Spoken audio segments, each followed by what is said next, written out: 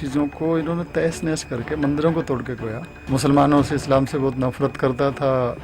मेरा अपना गुमान है, आज भी हरियाणा के लोग जज्बाती होते हैं। मैं उस वक्त मैं दायरा इस्लाम से बाहर था और हम लोगों में एक 1947 के बाद जो माहौल बना था कि मुसलमानों ने हिंदुस्तान में आके, इंडिया में आके जो हमलावर हुए और यहाँ के राजपाट को छीना नंबर 1 पे, यहाँ की तहजीब को ख़त्म किया, ये चीज़ें हमारे सर पे सवार थी। तीसरी चीज़ जो और ज़्यादा कचोट देने वाली थी कि हमारी धार्मिक चीज़ों को इन्होंने तहस नहस करके मंदिरों को तोड़ के खोया, मस्जिदें बनाई। ये चीज़ें जब हमारे जहन दिमाग पे आती थी, सामने लाई जाती थी, तो हर इंसान फितरी तौर पर जो है ना खून खोलता था। तो मैं बताया कि जो श्री राम, भगवान श्री राम का मंदिर है, जहाँ पे उनकी पैदाइश हुई थी, वहाँ पे उस मंदिर को तोड़ करके मस्जिद तामीर की गई है जबरन। उसके खिलाफ एक महाज था उस दौर में। मैं एक हिस्ट्री का स्टूडेंट होने के नाते आज इस बात को महसूस करता हूँ, हमने तारीख का कोई मुताला उस तारीख तरह से नहीं किया था। अब हम लोगों को जब जैसा बताया गया वैसे हम लोगों ने कहा, तो मैं ही क्या, लाखों लोग जमा थे इसमें। और उस हादसे ने जहन में एक बार बार वही चीज़ें रिपीट करने से एक चीज़ ये आ गई कि इस दौर में सबसे बड़ा काम धार्मिक होगा। उस वक्त तो मैं, क्योंकि मुसलमानों से, इस्लाम से बहुत नफरत करता था, उस दिन में मैंने भी जो है ना वही एक्ट में जो है ना शिरकत की जिसके लिए लाखों लोगों को तैयार किया गया था। तैयार करने वाले में कौन कौन थे? वो तो जग जाहिर सी बात है, जो मोमेंट था कि भाई उस मोमेंट में मैं जुड़ गया बस। तो ऐसा सुना जाता है कि सबसे पहले चढ़ने वालों में जो है कुछ आप और आपके साथी कुछ वो थे वहाँ पर। जी हाँ, हमें मौका दिया गया था सर। भाई हरियाणा के लोगों को मौका मिला। अब आप ये देखेंगे नॉर्थ इंडिया में सबसे जज्बाती जो माहौल होता है ना, हर कोई आदमी अपने एरिया की बात करता था। मेरा अपना गुमान है, आज भी हरियाणा के लोग जज्बाती होते हैं। और जज्बा जब होता है ना तो उसमें मैं समझता हूँ समझ सोच का मादा कम हो जाता है। आप ये देखेंगे हरियाणा का जो पॉपुलेशन है नॉर्थ ऑफ इंडिया, हम 1% हैं। इसके बावजूद आर्मी और बेल्ट सर्विसेज में हम लोगों की का जो डोमिनेशन है 8% है। उस हिसाब से लगा सकते हैं कि हम लोग जो ना कि देश प्रेम भी लगा सकते हैं इसमें, या फिर हम लोगों का जज्बा, वफादारी, ये जिस भी अंदाज से देख सकते हैं। बाबरी मस्जिद क्या टाइम पे पहुंचे उस दिन? हम लोग तो वहाँ पे मैं समझता हूँ 1 तारीख से पहले पहुँचे थे, दिसंबर से पहले। नहीं, जिस दिन 6 दिसंबर के दिन बाबरी मस्जिद पे तोड़ा गया, तो उस वक्त वहाँ पहुँचने वालों में आपका कौन सा नंबर था? देखिए उस टाइम नंबर की गिनती तो नहीं कर सकते, मतलब इब्तिदाई में लेकिन पहुंच गए या लेकिन आने के बाद? नहीं, इब्तदाई में पहुँचे, लेकिन टॉम पे पहले पहुँचे। जो बीच का गुम्बद है, टॉम जो है, मिडिल टॉम पे हम लोग उसमें गए। मिडिल टॉम पे पहुँचने वाले में मैं आ गए थे, क्योंकि एक तो वो दौर एक दहशत थी कि भाई आर्मी आएगी, फोर्स लगा दी जाएगी, नहीं करने देंगे। लेकिन साथ ही साथ ये था कि आर्मी आई नहीं, ये नहीं हुआ, तो एक जहन में ये भी था कि ज़मीनी तौर पर तो कोई हलचल है नहीं। लेकिन एक खदशा जरूर था कि आज हो सकता है बाई एयर जो ना इस पर कुछ हम किया जाए। मजबूत डोम को तोड़ा कैसे गया? कि हमने तो अपनी कोशिश, बार इंसान अपनी कोशिश करता है ना। जो भी बताया गया कि सैकड़ों सालों से इस जो ना ढांचे ने मंदिर की जगह पर कब्जा किया है, तो वो जज्बा ही अलग होता है। उसमें आदमी ये सोचता नहीं है कि मैं क्या करूं, लेकिन करने के लिए जो कुछ हो सकता है उसके लिए कोशिश की। तोड़ने के लिए इस्तेमाल क्या किया गया? खुदाल, जो जिसको गैंती बोलते हैं आपकी जबान में, जिससे सड़क खोदते हैं, वो लगाई। और उस वक्त आपके साथ और कौन थे? 2 लोग? नहीं, मेरे साथ ही थे, सोनीपत जिला के थे, कुछ पानीपत एरिया के थे। उन लोगों ने, बाकी जिनको मैं आइडेंटिफाई कर सकता था वो थे, बाकी इंडिया भर से लोग गए थे। कोई जिला ऐसा नहीं बचा इंडिया का जिससे मैं सुनता हूँ कि नहीं पहुँचे वो लोग। तो वहाँ से बाबरी मस्जिद तोड़ने के बाद में सुना है कि आप देवबंद गए थे। मैं देवबंद नहीं गया था, मैं तो वापस अपने पानीपत आया और वहाँ पे आके अपना जो था उन्होंने खैर मकदम किया गया या जो भी जुलूस के शक्ल में। उसके बाद घर में हाजिरी हुई। मेरे घर के लोगों का जहन सेकुलर सिस्टम पे था, तो उन्होंने कहा कि तुम बहुत गलत आदमी हो, ख़ास तौर पे मेरे वालिद साहब ने जो कहा था। क्योंकि एक तो ये है कि हमारे यहाँ पर जो विचारधारा जो था ना, परसेंटेज का डोमिनेशन बहुत ना के बराबर था। दूसरी चीज़ ये कि हरियाणा के लोग मजहबी तौर पे इतने ज़्यादा जानकार नहीं होते। मिडल हरियाणा की मैं बात करूँ तो अब उनमें जो कहा गया कि भाई ऐसा हो गया है, तो फिर वो लोग पीछा नहीं देखते हैं। अगर या तो शुरू नहीं हो तो शुरू होते हैं, तो फिर अच्छे जज्बे के साथ खड़े होते हैं। उस जज्बे वाले लोगों के अंदर हम शामिल थे। फर्स्ट टाइम उसमें आगे गए तो उस वक्त यही था कि आज इसको हटा के पीछे छोड़ें, क्योंकि जो कसम सौगंध खाते हैं वो सारा स्लोगन साहब ने सुने होंगे। जब सौगंध कोई खा लेता है तो फिर सोचता नहीं है फिर पीछे हटने के बाद। क्या हालात बने जो आप इस्लाम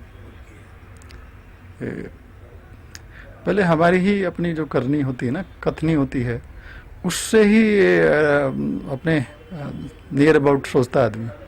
हम जब मुसलमानों को जिहादी आतंकवादी और जो जो सुनते थे कि मुसलमान अब जिहाद का फतवा देंगे और ये जो ना हमें मारे बगैर नहीं छोड़ेंगे, सबसे बड़ा ये जो ना दिमाग पे सोच कर रही थी बात कि अब हम लोगों को मारे बगैर नहीं छोड़ेंगे।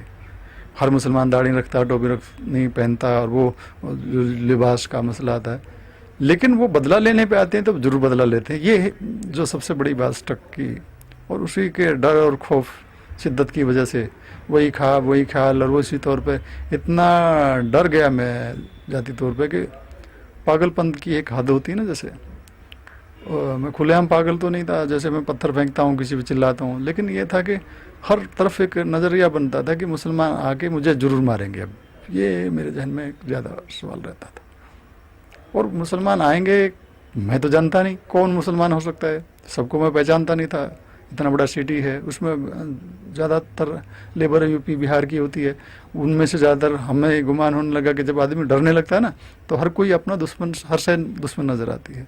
तो उसमें ये कहा कि ये लोग मुसलमान होते अपना नाम बदल के रह रहे होंगे कारखानों में। हमारी खुद के कारखाने में भी ये सोचते थे कि ये लोग नाम बदल के रह जाएंगे और हमें जो है ना नुकसान पहुंचाएंगे किसी न किसी, और जान से मारे बगैर इनको चैन नहीं आएगा। क्योंकि वहाँ जिन लोगों को लोकल में नहीं मालूम था, लोकल एक प्रोग्राम में ये शो कर दिया कि यही वो आदमी है जिसने बाबरी मस्जिद को तोड़ के आए हैं, विजय दिवस या जो भी बनाया गया था। उसमें वो डर उससे ज़्यादा बना। उस डर के ताल्लुक से कितने मेरे जो साथी पहले थे ना, काबिल जिक्र जिस आदमी के ज़रिए मुझे इस्लाम की दावत मिली, मैं डायरेक्ट नहीं पहुंचा, इनडायरेक्टली उस आदमी के ज़रिए मुझे दावत दी गई जो पहले तौबा कर चुका था कि वो मस्जिद मालिक का घर है, हमने इसको तोड़ के गुनाह किया है, और सबसे बड़ा जमहूरी मुल्क है हिंदुस्तान, इसमें हमने कानून को अपने हाथ में लिया है। किसी ने गलती की है तो कानून है, फोर्स है, जुडिशरी है, हम उसके पास जाएं और उसके ज़रिए से काम हो। ये जब आदमी को कोई भी काम करने के बाद, एक हद से गुजरने के बाद उसको फील भी होता है, गलत करे तो गिल्ट फील भी होता है। वो गिल्ट था हम लोगों में, कितने लोगों में है। उसमें से कोई भी आदमी आज पस मंज़र पे नहीं है, कोई कामयाब नहीं हुआ जिस नज़रिए को लेकर किया गया था। और हिंदुस्तान ही ऐसा मुल्क है इस पूरे दुनिया में, मैं बिल्कुल अपने गालिब गुमान के साथ कह रहा हूँ, कि जहाँ पर लोग सोचते हैं, एक दूसरे में प्यार, एक मोहब्बत, एक इंसाफ का जज्बा है। बाहर के मुल्कों में सफ़र हुआ है, मुझे वहाँ देख करके लगा कि हाँ वाकई हम सारे जहाँ से अच्छा हिंदुस्तान हमारा, इस पर वाकई में हम लोग इस काबिलियत रखते हैं अच्छाई की। तो आज भी आपको अफसोस होता है आपके अमल पे? बेशक बेशक अफसोस होता है, क्योंकि हमें देखिए 1/3 मेजोरिटी ऑफ इंडिया को डायरेक्टली उन्होंने हर्ट किया, इनडायरेक्टली हमने अपने देश के संविधान कानून को तोड़ा। मैं इसका अपने आप को मुजरिम कहता हूँ। मुझे जो कानून सज़ा देना चाहिए मैं आज भी तैयार हूँ, क्योंकि मैं अपने देश संविधान से ऊपर नहीं हो सकता कोई भी वक्त। जब मैंने गुनाह किया है तो उसमें मैं कहता हूँ मुझे सज़ा दी जाए, लेकिन जो भड़काया गया है, भड़क गए हैं, जिसने भड़काया वो उनकी गलती थी, मैं भड़का मेरी गलती है, मैं तो अपनी गलती तो तस्लीम करता हूँ। लेकिन देश के साथ ऐसा नाइंसाफ़ी नहीं करनी चाहिए कि हम लोगों को बिल्कुल दरकिनार कर दें। हमारे देश को जिसमें ज़रा भी जगह नहीं है कानून तोड़ने की, हम क्यों तोड़े, किसी अपने हाथ में क्यों लें? आज क्या चाहते हैं, वहाँ पे क्या बनना चाहें? देखिए वो कानून का इस मैटर ऑफ क्या जुडिश, गवाही देता है? जो चीज़ हकीकत है उसको सामने आना चाहिए। अब आपको यूनिवर्सिटीज़ में जो रिकॉर्ड मिला है, वो ज़मीन किससे खरीदी गई, मैंने जो आपके बाबरी मस्जिद तारीख के आईने में हैदराबाद से एक किताबचा निकला और कई किताबों के ज़रिए से जो हवाला मिला है मुझे, वो ज़मीन किसी ब्राह्मण से खरीदी गई, उसका पैसा दिया, पे किया गया। वहाँ बाबरी मस्जिद बनी। नहीं, मस्जिद की जगह है तो मस्जिद बननी ही चाहिए ना। बाबरी मस्जिद नाम रखें या उसका मस्जिद नाम रखें ना, बाबरी नाम क्यों किसी आदमी की तरफ मैल किया जाए? बाबर ने बनाई, भाई बाबर का पैसा लगा, उसका जाति पैसा तो नहीं था, अवाम का पैसा था। वो किसी नाम के साथ तो अल्लाह के घर को मुंसलिक नहीं किया जा सकता ना। हाँ, मस्जिद बनाई जाए ये तो जरूर हर कोई चाहेगा, लेकिन कलेश के साथ नहीं, एक दूसरे को समझा के, सामने से बिठा के। उस वक्त जो वर्गलाया गया था जी। तो कौन कौन थे आपको पता होगा? अगर कानून ये आपको दावत दे कि आप भी एज विटनेस के तौर पे जो जो उस वक्त वर्गलाए थे, तो अदालत में आकर अगर उनके आइडेंटिफाई करें बेशक बेशक मैं अपने आप को इस देश का सच्चा नागरिक समझता हूँ, तो मेरी ड्यूटी बनती है। मैंने ओथ ली है, हर आदमी डायरेक्ट इनडायरेक्ट ओथ लेता है। हम इंडियन हैं, अगर हमारे पास इंडियन कोई आइडेंटिफिकेशन ना हो तो पूरे वर्ल्ड में हमारी पहचान ही खत्म हो जाएगी।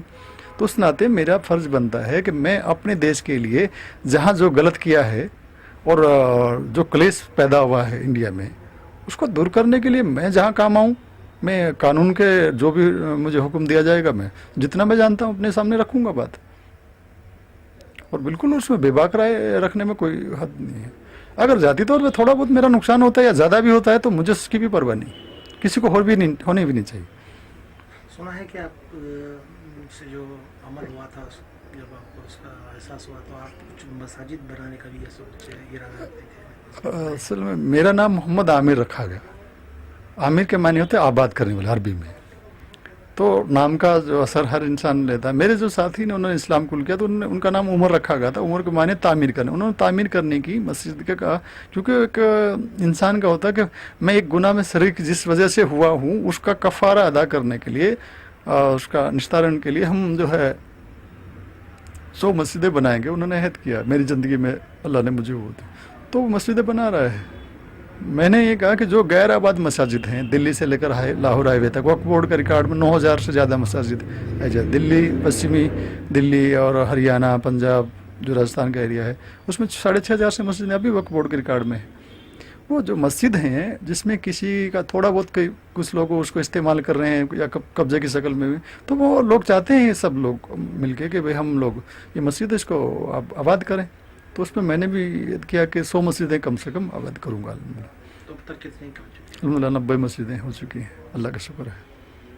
आपके दीगर 2 दोस्त जो इस्लाम कबूल किए थे वो कहाँ? मेरा एक साथी, मेरे साथ वो कहाँ? वो इस वक्त अपना, क्योंकि हिजरत करके जाना पड़ा, कुछ सारे हालात होते हैं। हिकमत ये भी है कि टकराने की बजाय, मैं इस बात में यकीन रखता हूँ, हम अगर टकराव से हमारे देश को या कुछ किसी को मामला हर्ट होता है, क्योंकि हमारे यहाँ हर्टिंग भी जो ना इमोशंस होते हैं ना, उनको किसी का इमोशंस को हर्ट किए बगैर, मैं अपने साथियों से कहता हूँ, जो मेरे पुराने साथी, मैं उनको इमोशंस का हर्ट नहीं करना चाहता हूँ। वो तहदिल से इस बात को स्वीकार करें कि ये मस्जिद अल्लाह का घर है। मस्जिद के बारे में फतवा लीजिए, किसी कब्जे की जगह कोई मस्जिद नहीं बनाएगी। अगर वो कब्जे की जगह मस्जिद बनाएगी तो वो मस्जिद बन ही नहीं सकती, हम मस्जिद ही नहीं कह सकते उसको। ये बिल्कुल ये जो है ना इक्वेशन बिल्कुल सॉल्व है। कब्जे की जगह पर मस्जिद नहीं तामीर की जा सकती, मालिकाना हक के बाद ही उस पर मस्जिद की बुनियाद रखी जाएगी और उस पर नमाज अदा नहीं होगी। अगर कब्जे की जगह है, गोया कि मैं अब ये लाइट जल रही है, लाइट भी अगर उसका चोरी की है, बगैर बिल पे की है, तो उसमें भी फतवा ले लीजिए, उसमें भी मस्जिद नमाज नहीं अदा नहीं होगी। पानी जिससे वजू करके आप नमाज पढ़ रहे हैं, उसे सब कुछ कर रहे हैं आप, सही तौर पे अरकान अदा कर रहे हैं नमाज के, लेकिन चोरी के पानी से अगर आप वजू करें तो नमाज अदा नहीं होगी। मेरा अपना अकीदा ये है। तो फिर वो कब्जे की जगह पर मस्जिद, उसको मस्जिद नहीं कहा जा सकता अगर वो कब्जे की जगह थी। इसका मामला क्योंकि जुडिशरी के अंडर है, मैं इस पर बात नहीं करूँगा। जुडिशरी साबित करेगी कि ये मस्जिद की जगह थी या नहीं। कब्जे की जगह थी या नहीं। उस वक्त क्या नाम था जिस वक्त गए थे आपका? बलबीर सिंह। कब्र। तो